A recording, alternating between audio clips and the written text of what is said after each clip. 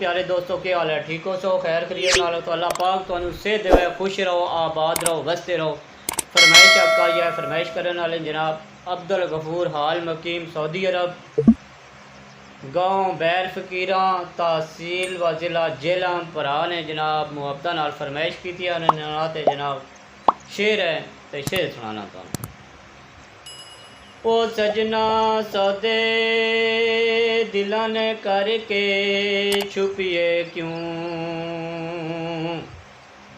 ओ सौदे दिलां ने करके छुपिए क्यों, ते आ मैदान विच जरा सामने आ,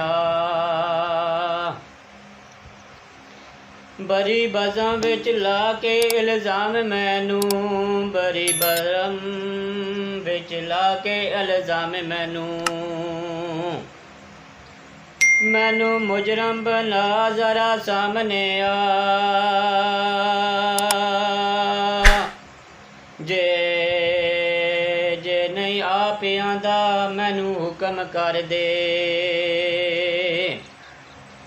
मैनू कोल बिठा जरा सामने आ,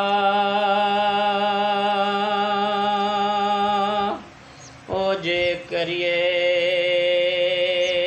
रूबरू मलक जी करिए गल्लां, ए गल्लां दिल दियां सुना जरा सामने आ। अब्दुल गफूर साहब लव यू हो क्या मुहब्बत याद रखना, खुश रहो, आबाद रहो, वसते रहो, जिथे भी हो। मेरिया थोड़े वास्ते दुआवां नो। ते गफूर साहब जनाब पूरी वीडियो वेख्या करो, ठीक है। अगर इन वीडियो नू शेयर भी किया करो, लाइक किया करो, नाल नाल जनाब कमेंट भी किया करो। ते सब दोस्तों नू मेरी तरफों सलाम। पाकिस्तान चो नो या पाकिस्तान या बाहरलियां कंट्रियां बेच नो, अज मैं निकल आया किधरे बाहर, मैं आका बाहर ने माहौल में नाल ना वीडियो बनाइए फिर टुर के पेंडू जिस तरह पेंडू नहीं ने ग्रावां ने, ग्रावां ना साडा माहौल ही बड़ा जनाब अच्छा है। आई लव यू है, सारे थकेड़े दूर होवे ने, जिहड़ा ग्रां अपना बंदा देश तक लवे ना ते थकेड़े सारे दूर होवे ने। तो बड़ी दुनिया जनाब प्यार दे रही है, कोई शक ही नहीं है।